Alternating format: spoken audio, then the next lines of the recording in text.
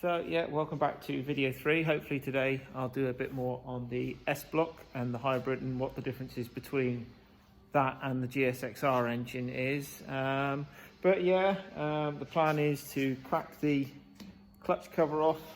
We'll get the water pump out as well. Yeah, so we'll go through a few differences and start recording. It's a little bit later, as you can see. I've probably got the light on in the workshop, so we're recording a little bit later in the afternoon. But yeah, we'll go through the differences and the similarities. So yeah.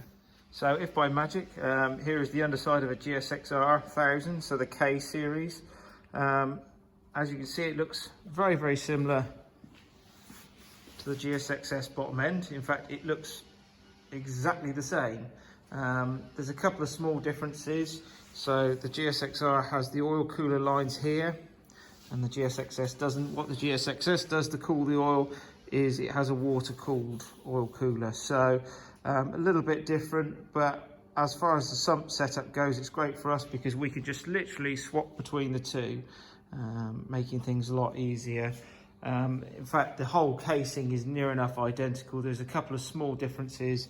So the starter gear on this one is actually from a K3 because the GSXS one is slightly larger than the earlier ones.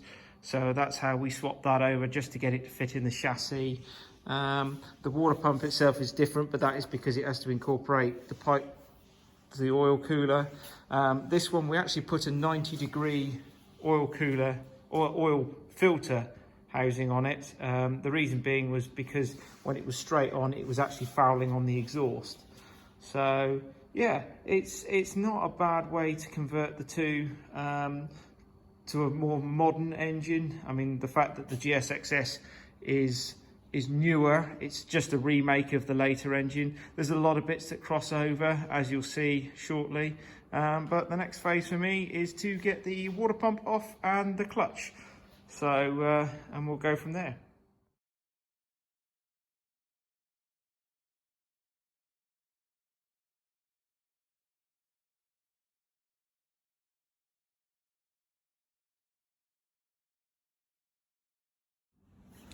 So yeah, now that the clutch cover is off, you can see we actually run a standard clutch in this one.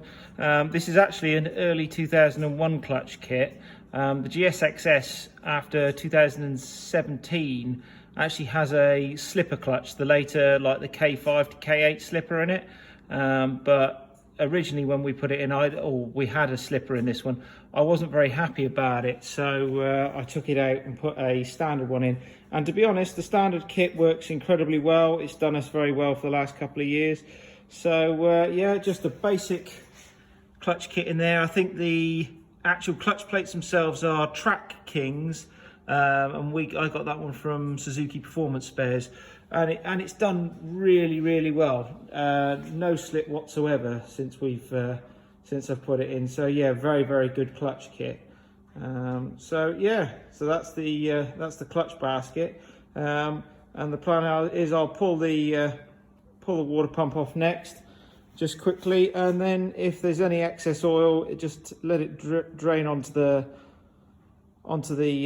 rags, and then I will throw the rags out tomorrow, ready to continue.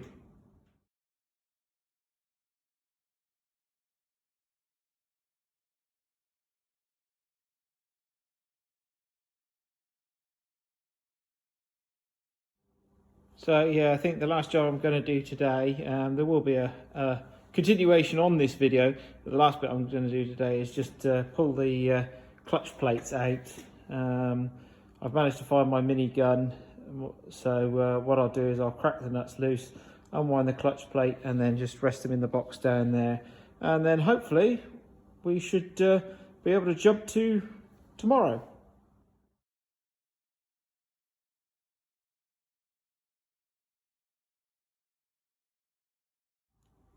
As you can see, the stack came out in in one, so that was really really handy. So yeah, for tomorrow, the big nut there has to come undone, and then I can then start lifting the basket out, and then yeah, then we can start splitting this casing here from this casing here, and we'll be able to get into the gearbox. So yeah, that'll be the next phase. I've got a gearbox or a gear set which I need to change on this engine. So this one has actually got a 2001 gear set in it. So yeah, that's another thing that fits, is the gearbox. And what I want to do is I want to fit the old gear set in it, which is the original GSXS ones. I find the ratios are a little bit better on the GSXS gear set, so we're going back to those. We did run them for 2 years with the GSXS. Last year we ran the K1s, and I just didn't quite get on with the gear set. So lots of little changes, but it's good news. We are cracking through it. So the next video should start with tomorrow. So hopefully it will just zip across. So hello and welcome back to day 2 of this video. Yeah, yesterday it was getting a little bit late and I wasn't feeling particularly great. So we're back working on the engine. I'm going to pull the whole clutch basket out in a minute. And then hopefully I should be able to be at the point where I can undo all the bolts on the mid case or the lower casing and just pop the bottom half off and get access to the gear set. So we shall crack on now with removing the clutch basket.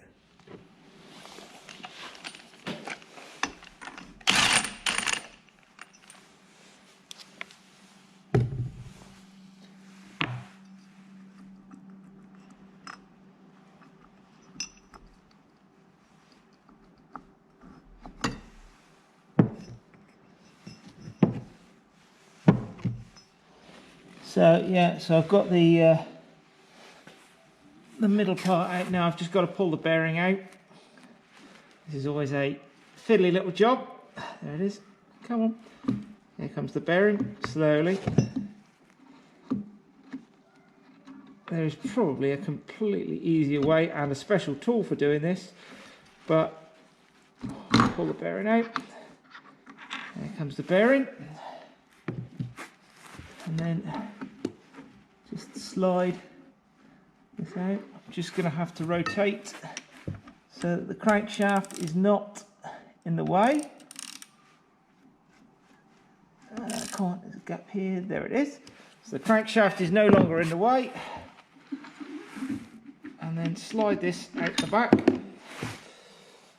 There's the bearing and the oil pump drive. And that all looks pretty good. Yeah, that's all good.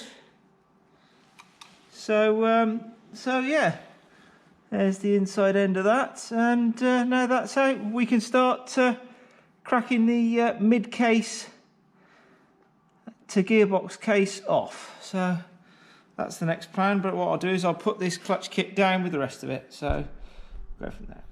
Yeah, and just when you think you got all the oil, you go to tip it over so you can undo the crankcase bolts, and a load more oil comes out. So yeah, just draining a bit more excess off into into that catch bucket, and then I will I'll start undoing the top bolts. And yeah, what I've got is I've got another one of my cardboard boxes here. I like to make sure I know where I put all the bolts and how they come out. So this one's got top, lower cover, front. So that, and then it's got the 6 bolts here. That's these 6 bolts here.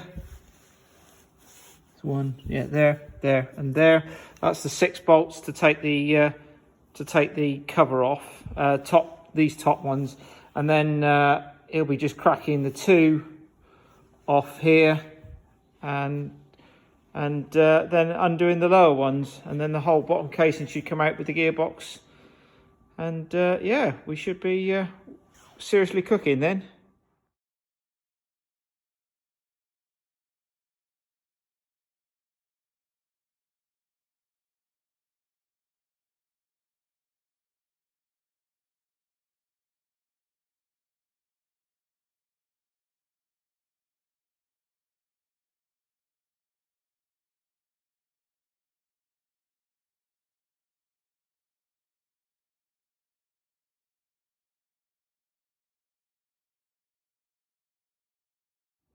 So yeah, the engine's now the other way up again.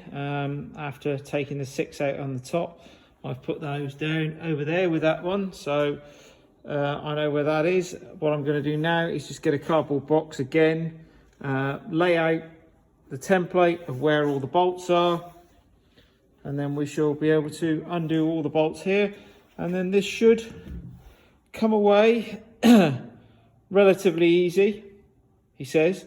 And then we get a good look inside the gearbox, and yeah, once the gear sets out, then I think we'll call that for the end of this video. The next one will be cracking loose the piston or the con rods and popping the con rods out.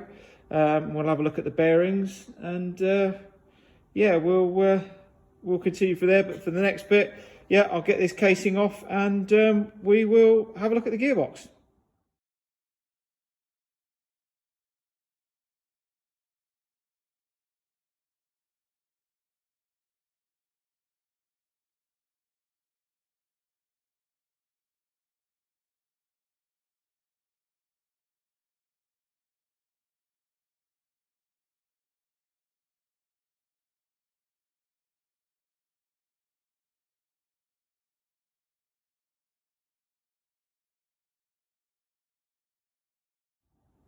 So there we have it, bottom case is off, and it's over there resting with the bolts in the position that it is. So you've got 3 at the back here, 3 at the back there, and that's basically how I